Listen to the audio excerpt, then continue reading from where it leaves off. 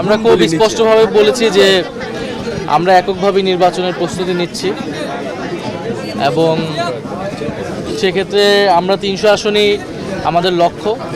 তবে যারা ফ্যাসিবাদ বিরোধী এবং গণতন্ত্র প্রতিষ্ঠার লড়াইয়ে অগ্রণী ভূমিকা পালন করেছেন, সেটা খালেদা জিয়ার কথা নাসিরউদ্দিন পাটোয়ারি বলেছেন, ওনাদের বিষয়ে আমরা ওনাদের সম্মানে হয়তো আমরা সেসব জায়গায় আমরা প্রার্থী দিব না। বাট আজকে আমরা নারায়ণগঞ্জের সিদ্ধিরগঞ্জ এসেছি গাজী সালাউদ্দিন ভাইয়ের বাসায়। গাজী সালাউদ্দিন ভাই আমাদের জুলাই গণ অভ্যুত্থানে একজন অকুতোভয়ী সৈনিক ছিলেন। গণ অভ্যুত্থানে অংশগ্রহণের সময় গুলিতে আহত হন, তার গলায় একটি স্প্লিন্টার ছিল, তার চোখ ক্ষতিগ্রস্ত হয়েছিল এবং আহত অবস্থায় গণ অভ্যুত্থানের পরে এতগুলো দিন তাকে অতিবাহিত করতে হয়েছে এবং গত ২৬শে অক্টোবর তিনি ইন্তেকাল করেন।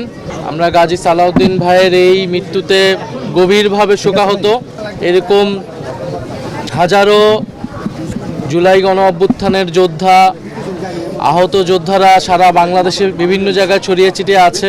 গণ অভ্যুত্থানের অংশগ্রহণকারী আহতদের সুচিকিৎসার দায়িত্ব এই অন্তর্বর্তী সরকারের ছিল, তারা তা সম্পূর্ণরূপে পালন করতে পারেনি বিধায় আমরা এখনও আমাদের লাশের সারি বাড়তেছে, মৃত্যুর সংখ্যা বাড়তেছে, আমাদের শহীদের সংখ্যা বাড়তেছে।